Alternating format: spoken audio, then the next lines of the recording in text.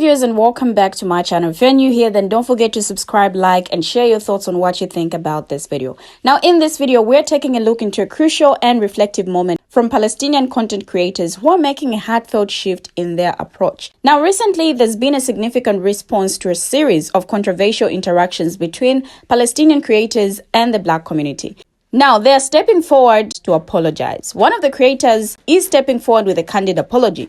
Now, she acknowledges her mistakes, admitting that her interaction was driven by anger and frustration rather than constructive dialogue. So watch as she reflects on her mistakes and takes responsibility for not addressing the issue directly and with more humility. Now, this moment of introspection and apology highlights the importance of genuine reconciliation and learning from past errors. So stay tuned to see how this unfolds and what it means for future conversations and relationships. But are Black people going to take this apology? Let's check out these videos. I will be right back. Over the last couple of days, there have been a ton of conversation regarding the video I made and the live I did. I just want to say that I handled this in the absolute worst way possible, and I want to apologize. Watching the videos back of the live, I literally saw myself acting in anger and frustration towards a Black woman when that was just not the conversation that needed to be had. And I shouldn't have even gone on live. I should have texted Tori directly and just apologized. But I had a lot of ego and anger about it, and I handled it so poorly. I never ever made the video in Tori trying to pit people against a Black woman, but looking back, like, that should have never happened. Sometimes I forget that my platform has as much power as it does. I've been doing this for 7 years, and I should have known that it would have been this harmful.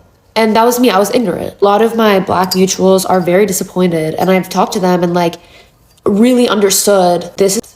I need to say sorry. I did apologize on the live, but again, my ego, it was not a very good apology. The Black liberation movement and the Palestinian liberation movement are so deeply interconnected that this is not the outcome I would have ever wanted. I don't want the Palestinian community to be fighting with the Black community. There are very bad people on the internet who want nothing more than to start drama and to make other people look bad, other Black people look bad. And that was literally never my intention. I'm so sorry. Formally, I'm so sorry to Tori or anyone who saw that live.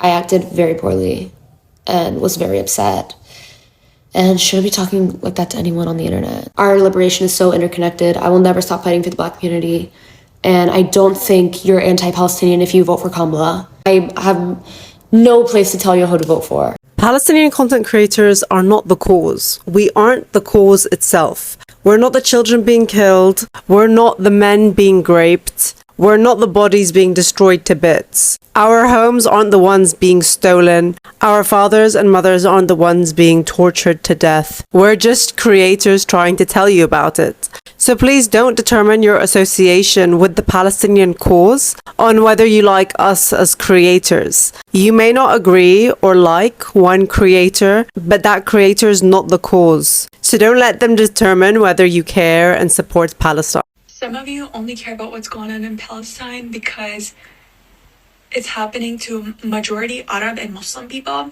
and you will turn a blind eye to any other person's oppression simply because they do not have that identity.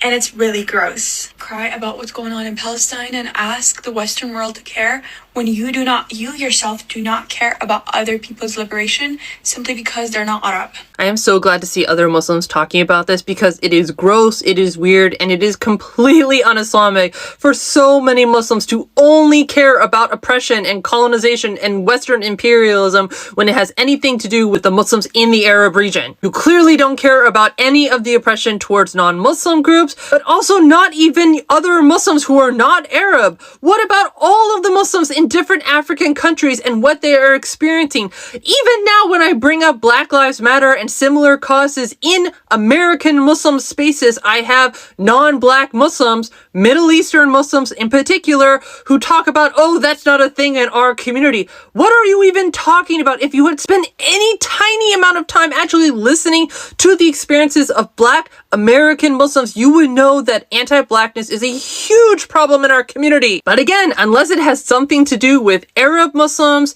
Arab states, or pale-skinned Muslims like myself, the vast majority of you could not care less about anything that they are going through. And this is just one of many reasons why someone like myself who attempts to be in activist spaces has such a hard time encouraging non-Muslim activists to follow Muslims in any given space, because so many of you are only caring about our community or the very specific privileged parts of our community and literally no one else. Fighting for liberation and freedom and against oppression has to be when it faces any community and not just people like ourselves.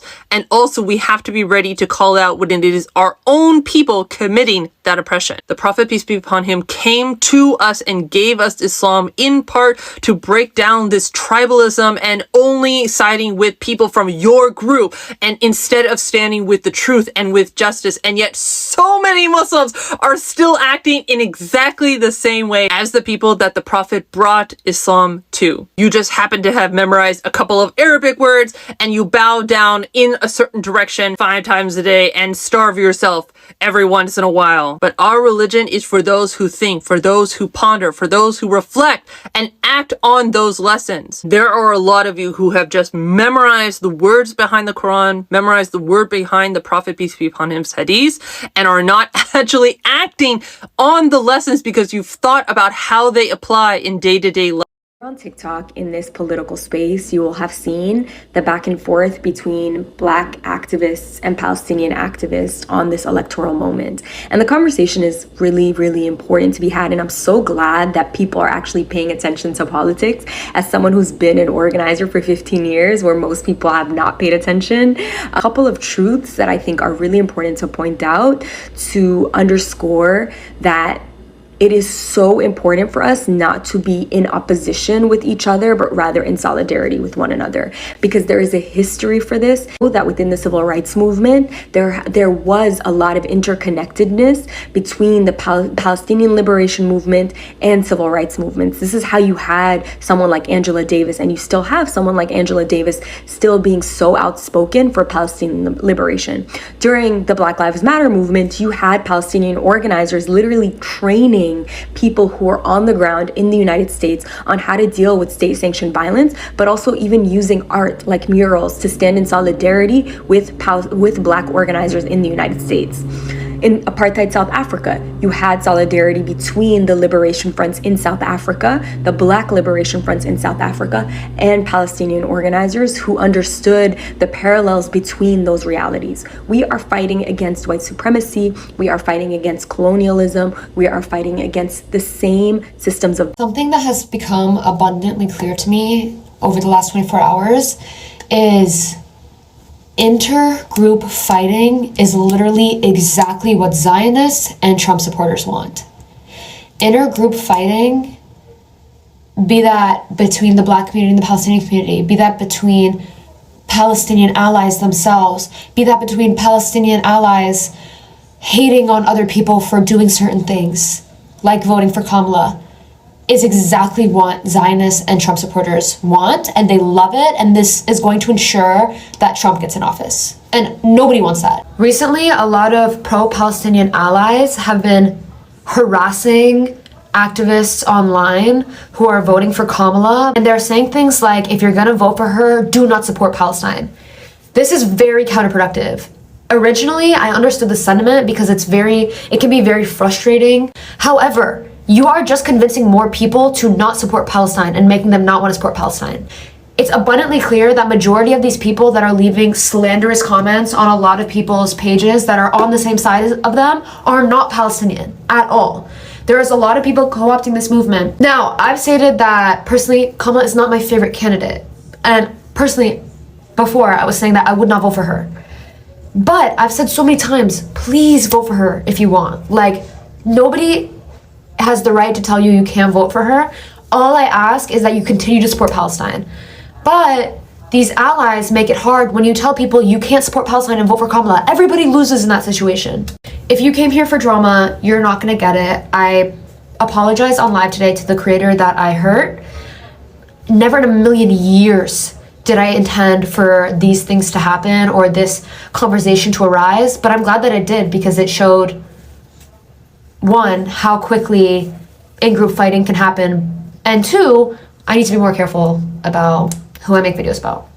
Because I do get angry as a Palestinian about things about Palestine, but sometimes it can be harmful to other people. I don't want to say anything else about this. I just want to say, for everybody saying that I'm a hypocrite because I haven't supported Congo, Sudan, posted about Sonia Massey, things like that, it's all untrue. I've posted countless things about Congo and Sudan over on my Instagram. I'm Palestinian, so I do focus more on Palestine, but I would never purposely ignore the genocides, and I raise money for them and have actively raised quite a bit of money for Congo.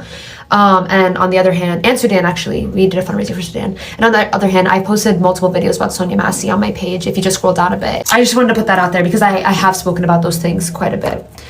So, I don't want to talk about this anymore. The other creator doesn't want to talk about it anymore. I publicly apologized on live. I never meant to hurt anyone.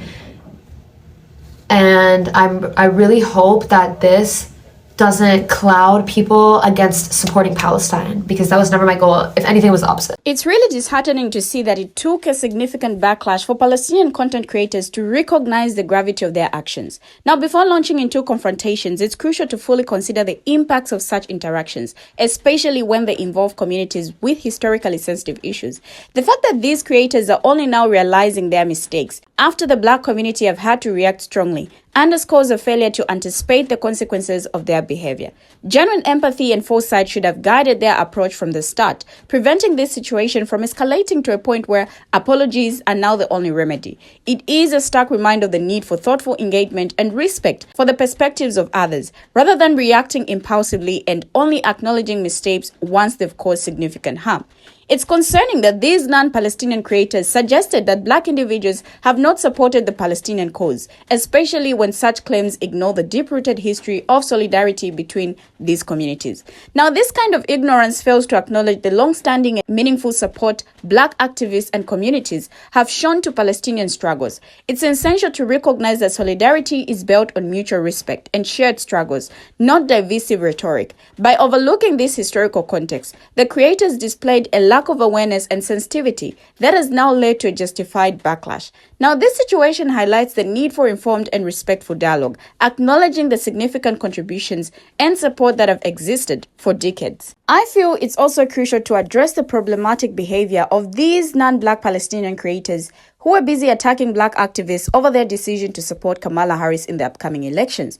Now, this reaction not only reflects a misunderstanding of political strategy, but also a troubling disregard for the nuanced realities of Black activists' choices. Criticizing Black individuals for their voting preferences without acknowledging their right to make autonomous political decisions is both disrespectful and dismissive. Now, this criticism also overlooks the fact that many Black activists are engaged in complex political landscapes and often face immense pressure and scrutiny in their choices. Moreover, attacking Black supporters for their political decisions rather than addressing shared goals and solidarity with Palestine undermines the very foundations of allyship. Now, such attacks not only strain inter-community relationships, but also shift focus away from constructive dialogue and mutual support. If Palestinian creators are committed to genuine solidarity, they should respect and support the political agency of Black activists rather than resorting to divisive tactics that hinder collective progress. It's important to approach these discussions with understanding and respect, recognizing that shared struggles and the importance of fostering alliances based on mutual support and respect. Now, it's perplexing to consider whether the recent provocations by certain non-Black Palestinian creators were driven by financial incentives or a deliberate attempt to sow confusion. Now, their actions have undeniably fueled conflict and divisiveness, raising questions about their true motivations. Now, as these creators begin to issue apologies, it's challenging to discern whether these statements are genuine or merely a strategic response to backlash. Now, the timing and nature of their apologies leave room for skepticism, given the harm that their initial actions caused. While apologies are a step towards accountability, the underlying motives behind their provocations and the sincerity of their regret remain uncertain. Now, this situation underscores the need for transparency and a deeper examination of intentions in public discourse. I am very curious about your take on the recent apologies from these Palestinian creators involved in the controversy. Given the significant impact of their earlier actions and the timing of their apologies, it's worth asking, do you believe these apologies are genuine, or are they a strategic move to mitigate backlash? The sincerity of these statements is crucial, as it will determine whether they lead to meaningful change or simply serve as a temporary fix. What are your thoughts on the authenticity of their remorse? Now, just like many of my black brothers and sisters say, these individuals will not allow their long-standing support for Palestinians to be swayed by recent events. The solidarity between black communities and Palestinians is deeply rooted and has been a mutual support network for many years. What won't be tolerated, however, is for anyone to disrespect this bond or belittle the commitment to solidarity with careless remarks. Apologies might be offered, but they can't undo the damage caused by such disrespect. The expectation is that any genuine dialogue and reconciliation must come from a place of respect for this enduring alliance, not just after causing harm. We have finally come to the end of the video, but what do my viewers have to say? Share your thoughts, your views, your contributions on this in the comment section, and let's have a conversation there. Thank you for always watching, and see you in my next video as I bring you another interesting video.